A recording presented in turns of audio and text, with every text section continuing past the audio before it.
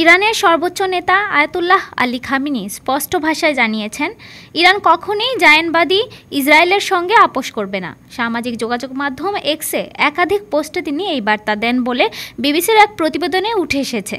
এক পোস্টে খামেনি লেখেন, ইরান জায়নবাদীদের প্রতি কোনো দয়া দেখাবে না।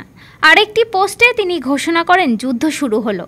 তার এসব মন্তব্য ফার্সি, ইংরেজি ও আরবি ভাষাসহ বিভিন্ন ভাষায় পরিচালিত এক্স অ্যাকাউন্টগুলোতে প্রকাশ করা হয়েছে। এই বক্তব্যগুলো এমন এক সময় প্রকাশিত হলো যখন যুক্তরাষ্ট্রের প্রেসিডেন্ট ডোনাল্ড ট্রাম্প খামেনিকে হত্যার ইঙ্গিত দিয়ে বলেন, আমরা জানি তিনি কোথায় আছেন, কিন্তু এই মুহূর্তে তাকে হত্যা করব না। সম্প্রতি মার্কিন সংবাদ মাধ্যমে প্রকাশিত খবরে বলা হয়, ইসরায়েল খামেনিকে হত্যার প্রস্তাব দিয়েছিল, তবে প্রেসিডেন্ট থাকাকালীন ট্রাম্প সেই প্রস্তাবে ভ্যাটো দিয়েছিলেন। এই ঘটনার পর এটি খামেনির প্রথম প্রকাশ্য প্রতিক্রিয়া। বিশ্লেষকদের মতে, ইরান ইসরায়েল বিরোধের মধ্যে এই মন্তব্য পরিস্থিতিকে আরও উত্তপ্ত করে তুলবে।